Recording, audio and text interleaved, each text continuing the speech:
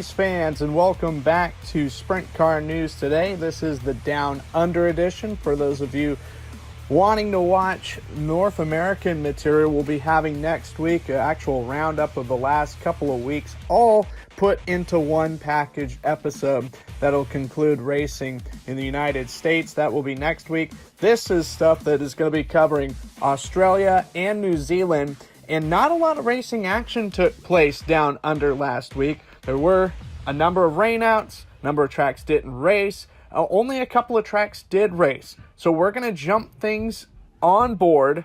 Our first race that we're going to cover is the USC, Ultimate Sprint Car Championship-South Australia at Murray Bridge Speedway on December 2nd, hosting the South Australian title.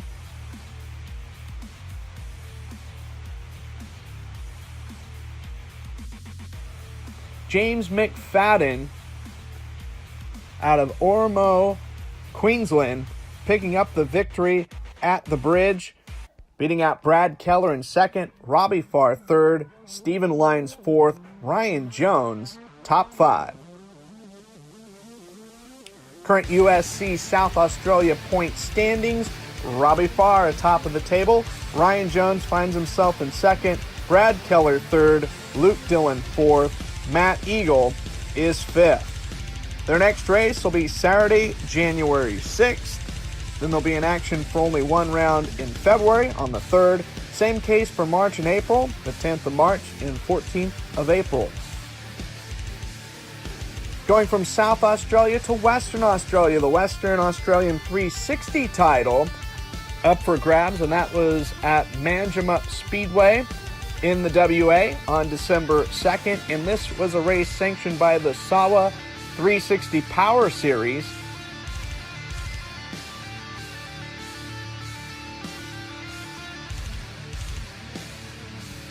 At the end of the night, Port Kennedy, Western Australia's Caden Manders picking up the victory, Adrian Haywood second, Michael Keane third, Mitchell Warmel fourth, James Inglis finishing fifth.